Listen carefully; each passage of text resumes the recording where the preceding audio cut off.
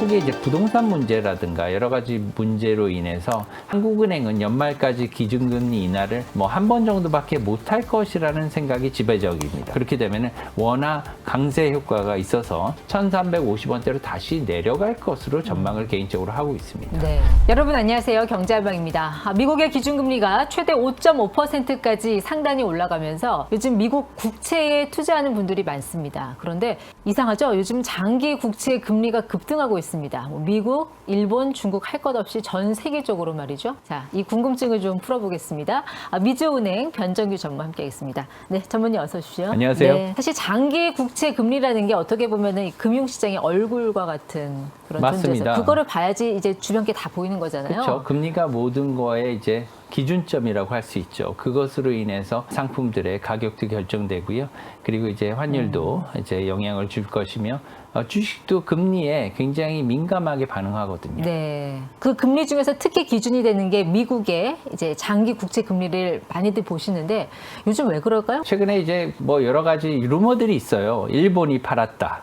중국이 많이 팔았다. 이런 얘기들을 많이 하는데 사실 저희가 이제 그것을 데이터를 한번 봤어요. 네. 데이터를 봤더니 미국 연준이 오히려 판 거예요. 그러니까 매도한 쪽은 오히려 연준이네요. 이거 왜 그래요? 굉장히 특이하죠. 오히려 지금 연준이 사도 지금 시원찮은데 오히려 지금 약 1,000억 달러, 우리나라 돈으로 약 140조 원 정도를 상반기에 매도를 했어요. 그러니까 이것을 보고 이제 사람들이 트럼프 대통령이 금리 내려라 하니까 여기에 오히려 반감을 사서 그걸 갖다가 오히려 반대로 매도를 해서 국채 금리를 오히려 수익률을 인상시킨 거 아닌가, 높게 만든 거 아닌가, 이런 어떻게 보면 음모론도 있는데요. 사실상 여기에는 다른 이유들이 있습니다.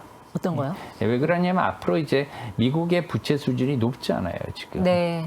굉장히 높고 지금 7월 들어서 미국뿐만이 아니라 일본도 그렇고요, 독일도 그렇고 전 세계적으로 초장기 국채 수익률 금리가 올라가는 그러한 상황을 보이고 있습니다. 이것은 뭐냐면 각 나라, 이 나라들이요 양적 완화를 굉장히 많이 했죠. 네. 유럽도 그렇고 미국도 그렇고 일본도 그렇고, 일본은 게다가 지금 물가 상승률이 엄청나게 지금 뛰고 있습니다. 예, 그렇기 때문에 이 나라들에서 물가가 앞으로 향후 굉장히 높게 유지될 것이다.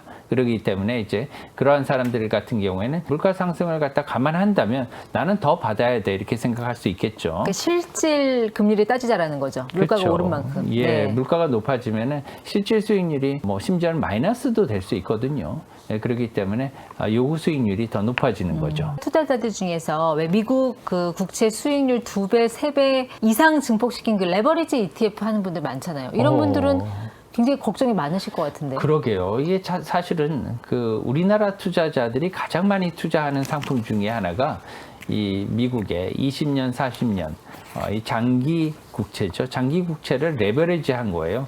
ETF로 만들어서 2배, 3배 정도의 레버리지를. 왜냐하면 우리나라 사람들은 화끈하지 않습니까? 네. 그렇기 때문에 채권 금리 조금 내리는 것 같고 거기에 만족 못 하시는 거죠. 그래서 거기를 2배나 3배를 이제 추종할 수 있게 그렇게 이제 선물을 통해서 ETF를 만들어요.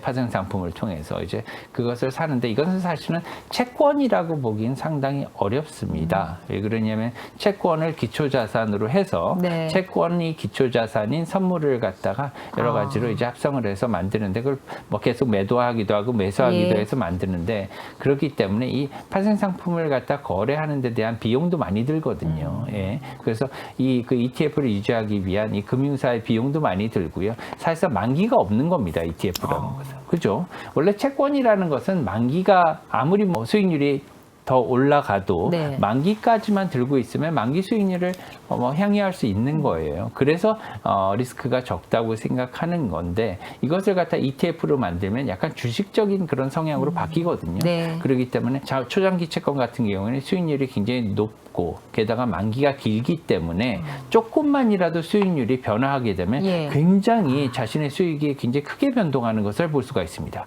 그렇기 때문에 위험성이 굉장히 크죠.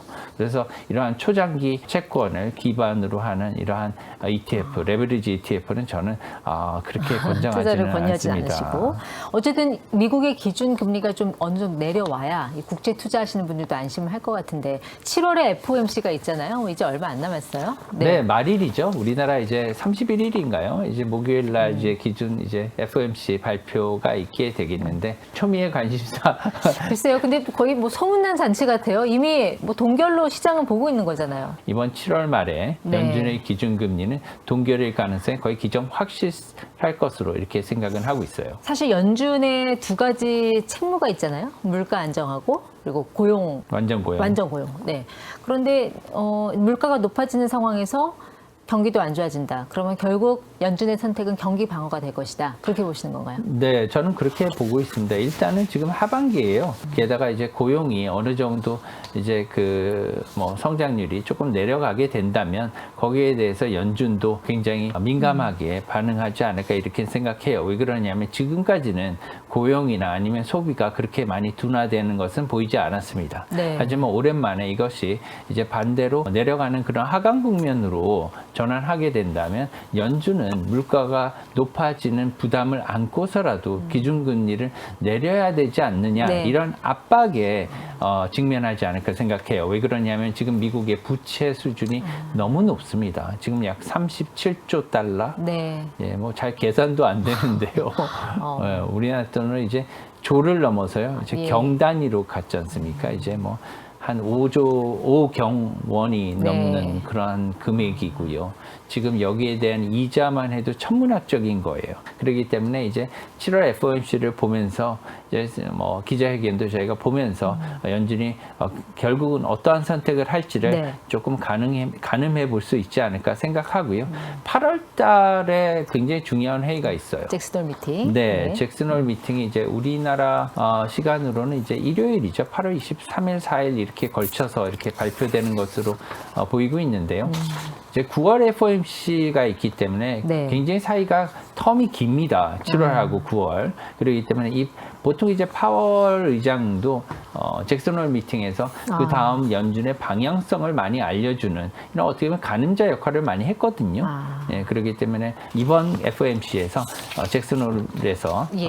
파월 의장이 어떻게 얘기할 것인지를 조금 엿볼 수 있는 그러한 자리가 되지 않을까 네. 이렇게 내심 기대하고 있는. 그럼 잭슨홀 미팅에서 금리 인하에 대한 방향이 제시가 된다면 연말까지 한 어느 정도로 내리게 될 것인지. 굉장히 어려운 질문인데요. 네. 사실상 지금 이제 미국의 기준금리 상단이 4.5%지 않습니까? 예. 4.2에서 4.5%인데 8월 달에 파월 의장이 잭슨홀 미팅에서 금리 인하 재개를 발표한다면 한다는 가정하에 네. 이제 9월 달부터 이제 금리 인하를 하게 되면 연말까지 최소 50bp 우리가 뭐 생각할 때 한 0.5% 포인트 정도는 네. 내리지 않을까 저는 이렇게 생각을 하고 있습니다. 그렇게 되면 한미 간의 기준금리 격차가 지금 한 2% 포인트 정도인데 더 줄어들지 않겠어요? 지금 환율이 이렇게 높은 거는 결국 이 금리 격차 때문인데 맞습니다. 환율에도 변화가 생길까요? 아마 생길 것으로 이렇게 생각해요. 왜 그러냐면 지금 한미 간 기준금리 역전폭이 네. 2%포인트인데 중요한 것은 한국의 이제 부동산 문제라든가 여러 가지 문제로 인해서 한국은행은 연말까지 기준금리 인하를 뭐 한 번 정도밖에 못할 것이라는 생각이 지배적입니다. 그렇게 되면은 워낙 강세 효과가 있어서 환율이 지금 현재도 이제 좀 많이 떨어지긴 했는데 사실상 뭐 1,350원대까지 한때 내려가지 않았어요. 그러니까 이게 지금 이제 1,380원대까지 좀 올라와 있는데 이게 이제 8월 잭슨홀 미팅을 지나고 9월 달을 지나면서 1,350원대로 다시 내려갈 것으로 전망을 개인적으로 하고 있습니다. 네. 그리고 연말에는 더 내려가고요. 기본 전제는 지금 물가 인상이 계속된다라는 그런 전제 하에 이런 금리의 경로도 나오는 거지 않습니까? 네, 지금 물가가 이제 굉장히 높게 뭐 전 세계적으로 이어질 것으로 생각을 하고 있고요. 소비자들이 거기에 대해서 굉장히 어떻게 민감하지 않습니까? 그렇죠. 특히 이번에 이제 일본의 뭐 참의원 선거에서도 많이 나타났듯이 과반석을 갖다가 유지 못했잖아요. 자민당이. 네. 예, 이렇게 여당이 어떻게 보면 이제 승리하지 못한 결과로 나왔는데 그게 가장 큰 이유가 뭐냐면 이 물가 때문입니다. 뭐 일본에서도 지금 쌀이 부족하다는 그런 얘기가 나올 정도로 한국에 와서 실제로 제가 봤어요. 네. 일본 관광객분들이 이제 쌀을 사가시더라고요. 예, 그 정도로 이제 비싸졌고 하기 때문에 이런 것들은 직결되는 겁니다. 네. 이제 생활에. 왜냐하면 밥은 먹고 살아야 되는 거잖아요. 네. 그렇기 때문에 일본의 국민들이 물가가 굉장히 높아진 데 대해서 굉장히 민감한 거예요. 그래서 소비세 인상을 갖다가 여당에서 하겠다고 하니까 네. 여기에 대해서 굉장히 반발을 하는 거죠. 왜냐하면 소비세 인상을 해야지 일본과 같은 경우는 재정 적자 폭이 굉장히 높잖아요. 정부의 재정 적자가 뭐 예를 들면 200%가 넘는 그런 상황이 되지. 예. 이것을 갖다가 좀 내리기 위해서는 정부가 세수를 확보를 해야 되거든요. 네. 그렇게 되면은 소비세를 인상을 해서 이것을 좀 보전하려고 했더니 국민들이 반발을 하는 거예요.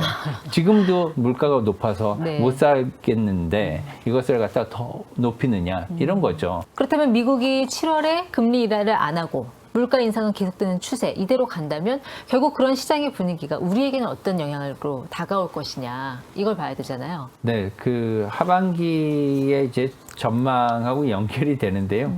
지금 본다면 이제 우리한테는 이제 발등의 불이 관세 아니겠습니까? 네. 관세 25%가 이제 확정이 된 상황은 아니에요.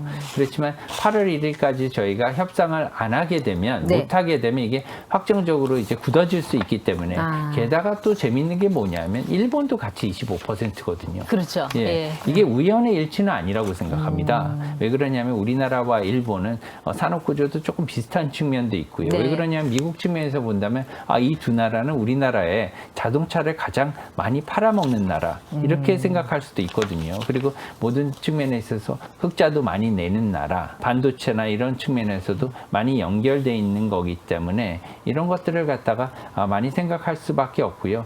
가장 중요한 것은 저는 지금은 이 두 나라를 찝은 이유는 환율이라고 생각해요. 왜 그러냐면은 일본과 같은 경우에는 엔저로 굉장히 유명했지 않습니까? 네. 예, 그래서 뭐 코로나 이전 달러엔 환율이 100대에서 한때는 160엔까지 올라가는 60%까지 최대 절하되는 엔화가 이러한 통화 절하를 겪었고요. 우리나라 통화 같은 경우에도 지금 우리가 1,400원대 환율이 익숙해서 그렇지 이게 뭐 굉장히 어떻게 보면 낯선 거예요. 네. 예, 그렇지 않습니까? 이전에 2000년대에 들어서 1,400원대 넘긴 적이 많지 않아요. 그렇죠. 예. 심지어 2008년 리만 금융 위기 당시에서도요, 1,383원 정도까지 갔었어요. 그래서 또 난리가 났었죠. 그런데 지금은 1,400원대 환율에도 우리가 별로 그렇게 반응하지 않고 있습니다. 이 말은 뭐냐면, 굉장히 지금 높다는 거거든요. 평균 환율을 볼 때 2000년대에 코로나 이전까지 2000년대 평균 환율을 본다면 한 1,150원 정도가 돼요. 이런 것들을 볼 때 미국이 한국과 일본을 볼 때 이 두 나라는 통화를 평가절하한 나라로 이렇게 동시에 볼 수가 있다는 거예요. 그렇기 때문에 하반기에 이것을 갖다가 우리가 어떻게 잘 해결해야 되느냐가 저는 가장 큰 관건이라고 생각해요. 지금 네. 그래서 그 두 나라에 대해서 25%를 같이 이렇게 부과한 것은 그런 환율적인 의미도 크다고 생각합니다. 자, 코스피는 어떻게 될까요? 3,200선 돌파하고 뭐 3,500까지 갈 거다 여러 가지 해석들이 나오고 있는데 우리나라 이제 국장 안 떠나고 계속 남아 있어도 되는 거예요? 글쎄요, 저는 이제 상반기부터 시작해서 그 연말까지 코스피가 3,500을 예상을 했었거든요. 예상을 했었고 그 이후로 여러 가지를 듣긴 했는데 지금 내년 초반까지는 계속해서 우리나라 코스피에 그러한 어떻게 보면 화랑 장세가 이어질 것으로 생각을 하고 있습니다. 이러한 이유에는 여러 가지 이유가 있는데 우선 지금 환율이 하락할 것으로 이렇게 전망을 하고 있고요. 지금도 많이 어느 정도 추세적으로 하락하지 않았습니까? 달러 약세는 벌써 진행이 많이 됐어요. 네. 그래서 달러 인덱스가 97선까지 지금 벌써 떨어져 있는데 지금 우리나라 그 달러원 환율만 유독 이렇게 높은 그런 상황이죠. 지금 이제 기준금리 때문에 그런데 우리나라와 미국의 그런 기준금리 역전폭이 줄어든다면 네. 그만큼 빨리 환율이 떨어지지 않을까. 그렇게 되면 외국인들이 투자하는 속도도 빨라지지 않을까. 왜냐하면 환율이 떨어지면 외국인들은 우리나라 원화에 투자해서 환율과 관련해서 환차익을 얻을 수가 있거든요. 이것도 예. 매우 큽니다. 특히나 WGBI라는 우리나라의 국채 네. 선진국 지수 편입이 예정돼 있습니다. 예. 그렇기 때문에 이 WGB에 윅비라고 하죠. 네. 예, 이제 국채 지수 편입을 앞두고 있고요. 이것이 수십 조의 어떻게 보면 투자 유발 효과를 갖고 올 것으로 생각을 하고 있습니다. 그렇기 네. 때문에 이 자금들이 들어오게 된다면 사실 굉장히 어떻게 보면 투자 유발 요인도 되는 거고요. 게다가 주식에도 영향을 줄 것이고 하기 때문에 내년 상반기까지는 굉장히 좋은 장이 계속해서 이어질 것으로 개인적으로 전망을 하고 있어요. 일단 이재명 대통령이 증시 부양에는 진심인 것 같기는 해요. 네. 지금 원화 스테이블 코인 발행하고 하는 것도 시장에 최대한 유동성을 공급해서 증시를 부양시키려는 그런 의도가 있다. 이렇게 봐야 될까요? 취임하자마자 한국거래소를 방문하였잖아요. 네. 이런 것들은 어떻게 보면 굉장히 투자자들한테 좋은 인상을 심기에 충분하다고 생각하고 앞으로 이제 스테이블 코인 법안 같은 경우에는 한국적인 스테이블 코인 모델을 조금 잘 만들어야 된다고 생각해요. 네. 왜 그러냐면 지금 미국과 같은 경우에 디지털 3법 굉장히 중요한 법인데요. 이것은 지금 이제 CBDC를 추구하던 한국과 중국 여러 나라들하고는 좀 다른 지금 양상을 보이고 있습니다. 왜 그러냐면 이때까지 CBDC는 중앙은행이 발행하는 법정 디지털 통화거든요. 네. 근데 이것에서 벗어나서 미국이 이제 안티 CBDC 법을 지금 통과시키려고 하잖아요. 네. 그럼 중앙은행이 이러한 법정 통화, 디지털 통화를 발행하지 말라는 거거든요. 그래서 그렇게 된다면 이때까지의 방향과는 굉장히 다른 세계적인 디지털의 이런 혁명이 일어날 것으로 보이기 때문에 네. 우리나라도 이러한 기류에 빨리 적응을 해서 우리나라의 상황에 맞는 스테이블 코인을 발행하는 게 좋겠다 이렇게 생각을 합니다. 이게 원화 스테이블 코인이 나오게 되면 비트코인 가격에는 어떤 영향을 줄 것 같으세요? 이제 그 스테이블 코인이라고 하면은요, 우선 달러에 영향을 많이 줄 거예요. 원화하고 비트코인은 큰 어떻게 보면은 상관계에서는 좀 떨어질 것 같고요. 네. 달러 표시 스테이블 코인 같은 경우는 지금 테더가 있고요. 그리고 서클 2개가 있지 않습니까? 네. 이 2개의 상관관계를 보면은 비트코인과 지금 현재 나와 있는 서클이나 예. 아니면은 테더와의 상관관계는 굉장히 명확하게 나타나 있어요. 왜 그러냐면 지금 그 달러에 연동하는 달러 국채에 연동하는 스테이블 코인은 어떻게 보면 달러 가치에 같이 이렇게 연동을 하는 거지 않습니까? 네. 그렇지만 달러 가격이 높아지면 스테이블 코인도 높아지는 거예요. 근데 비트코인과 같은 경우는 위험 자산으로 지금 아직까지는 인식이 되고 있어요. 예. 투자자들에게. 그렇기 때문에 달러 가치가 올라가면요, 비트코인은 오히려 내려가는 이러한 상황을 보이고 있습니다. 그렇기 때문에 스테이블 코인, 달러 스테이블 코인과 비트코인은 현재까지는 반대 방향의 가격 변동을 지금 보이고 있죠. 그 반대 방향으로 가격 변동을 보이는 것 중에 하나가 또 달러하고 금이에요. 원래 같은 안전자산으로 분류가 됐는데 요즘에 방향성은 이렇게 달리 갈까요? 뭐 대표적인 안전자산이라고 볼 수 있는 게 달러 그리고 금이죠. 금 네. 같은 경우에는 이제 이전까지는 한 200년, 300년 전까지는 그 자체로 돈이었지 않습니까? 그렇죠. 뭐 돈을 갖다 금화라고 하지 않았어요? 금화, 은화. 네. 그러니까 금을 주고 이제 뭐 물건을 사고 그랬었는데 지금 현재는 각국마다 이제 법정 화폐를 갖다 발행을 해서 그것으로 물건을 사고 어떻게 보면 뭐 서비스에 대한 대가를 지불하고 하는데 단기적으로 보면 이 두 가지 대표적인 안전자산인 달러와 금은 반대 방향으로 가는 그러한 성질을 보고 있습니다. 왜 네. 그러냐면 같은 안전자산이기 때문에 안전자산을 갖다가 사려고 하면 두 개 중에서 조금 싼 것을 사는 것이 유리한 거거든요. 그래서 단기적으로 보면은 서로 반대 방향으로 가는 것을 볼 수 있고 이것은 이례적인 것은 아닙니다. 우리나라 한국은행도 최근에 금리를 이제 동결을 했잖아요. 네. 하반기에는 어떻게 인하도 가능할 걸로 보시나요? 이게 부동산이 항상 걸려 있어서. 네, 지금 이제 그 상반기에 한번 인하를 했고요, 예. 우리나라가.